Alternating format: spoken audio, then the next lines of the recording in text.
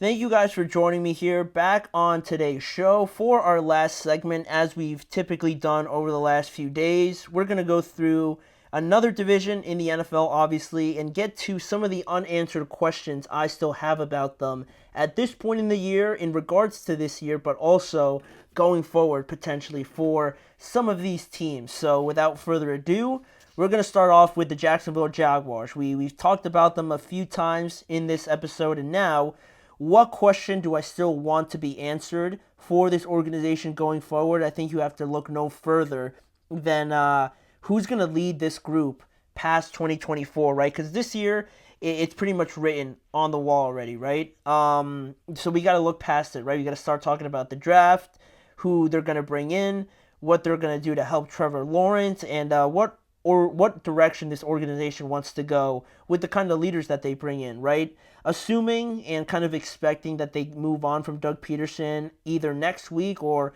at the end of the year, depending on what they want to do. A Trevor Lawrence-led team, right? They'll have their third head coach now in his time there with the Jaguars, which is unfortunate, obviously not ideal.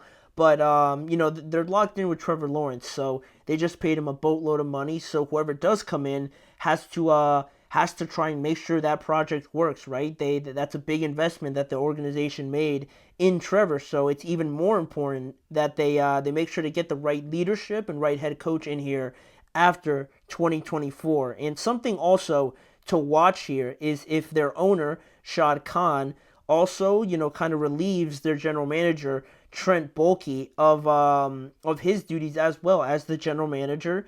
What's been a disastrous year, being at 2-9 right now, and I mean to say that he's not brought in anybody or anything like that, I think would be a little harsh. But it's usually things that go on, right? If you're gonna get rid of the head coach, you don't want to have a situation where they don't really connect with the general manager that's already there. So being at 2-9, no one's gonna bat an eye or be outraged that they also fired Trent Baalke. So I'd be interested to see if their owner does decide to also get rid of the general manager. But also on their owner, right?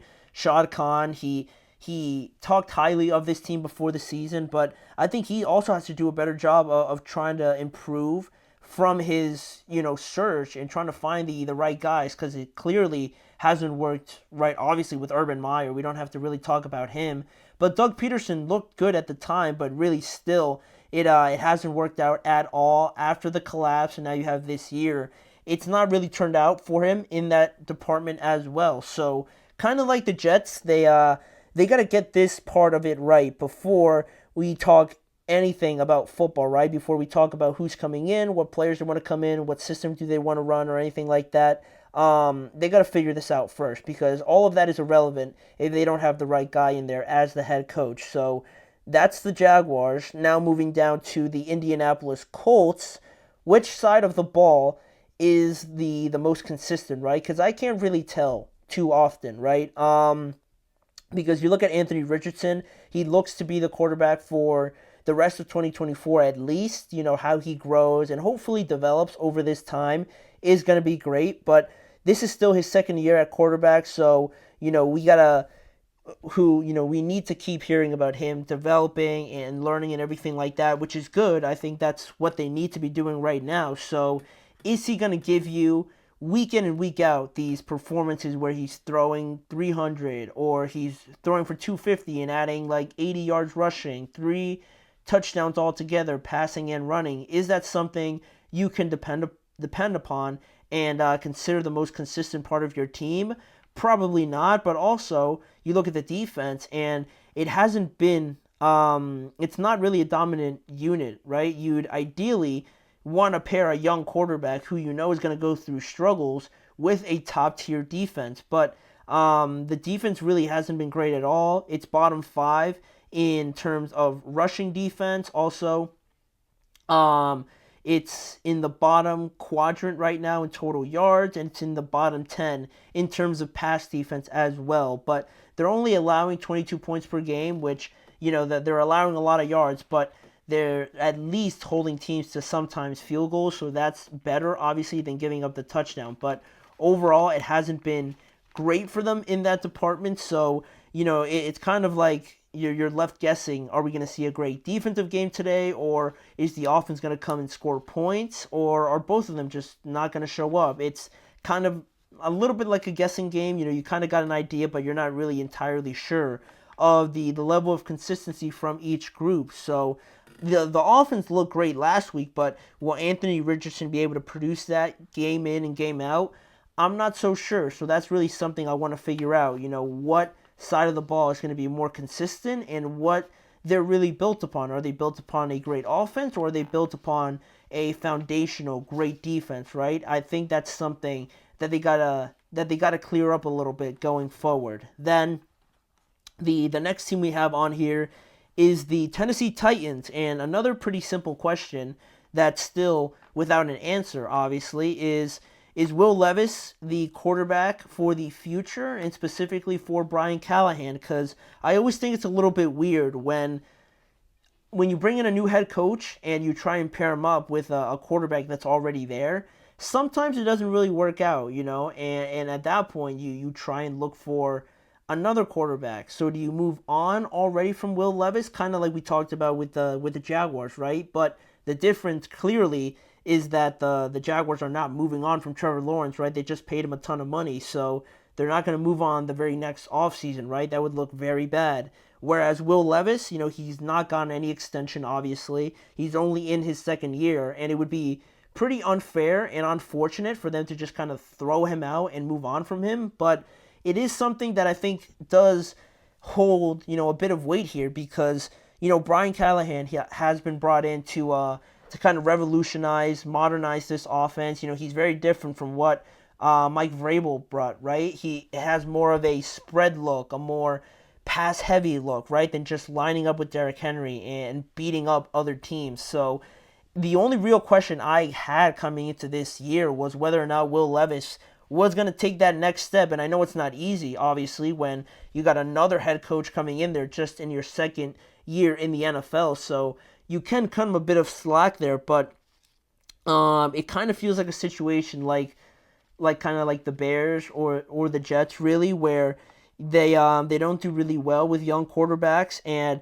it feels like they don't do enough to kind of help them out, and they kind of give up on them a little too quickly, and it kind of gives me that feeling right now with the Titans, unfortunately. And we've seen the interactions that Callahan and Will Levis have had during this season on the sidelines. It's probably not something too serious, obviously, right now, but in the moment, to react like that, it's not something that ideally, the head coach wants to do. So I wonder, are they going to move on from Will Levis? They have an opportunity to do it this year because of their record and how badly they're playing. So that'll be interesting to see how they operate in the offseason, whether they are gearing up for getting another quarterback, or they're going to give it one more chance with Will Levis. So that's the Tennessee Titans. And lastly here, we got the Houston Texans. Nothing too big, but how do we address the pass protection overall for the Texans, right? Because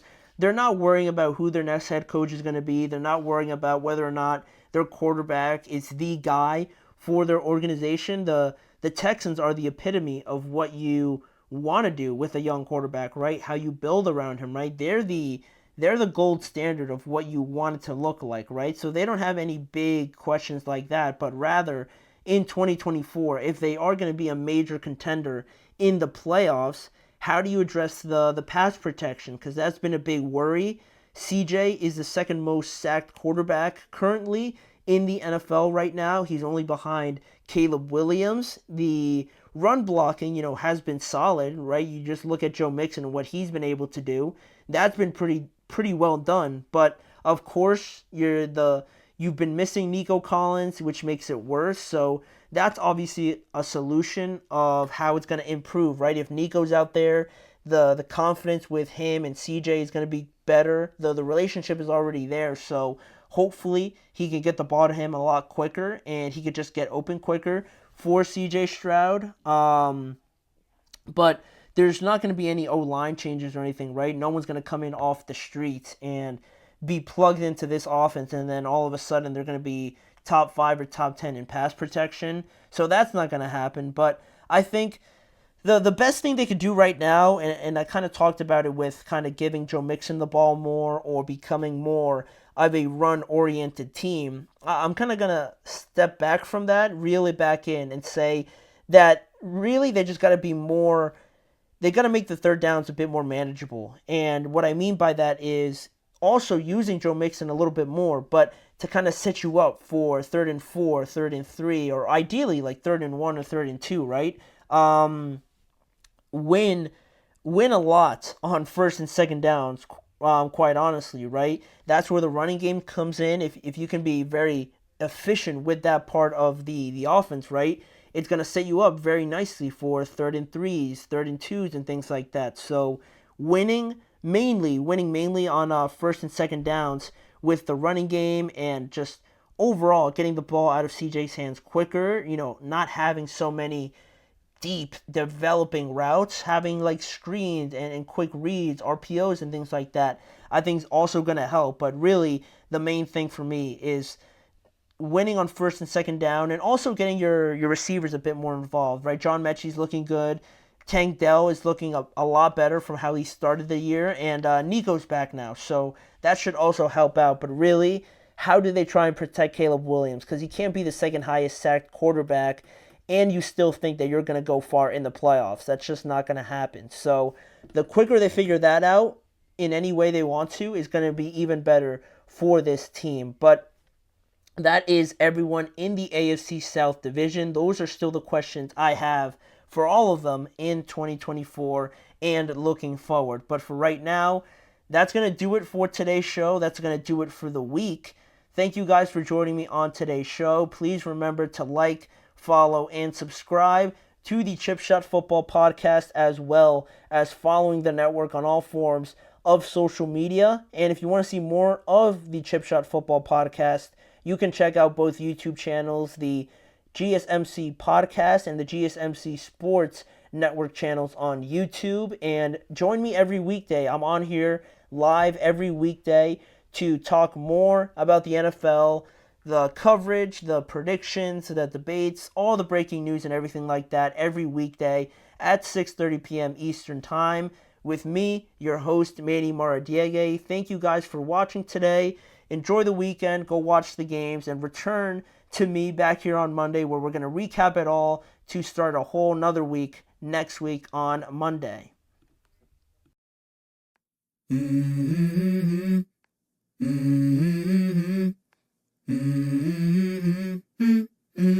Let's go. I wake up to a little bit of drool on my pillow, feel like it's gonna be a bad day. Yeah, I'm tired of shit, and the coffee ain't hit yet, damn, ain't that great. I don't wanna go to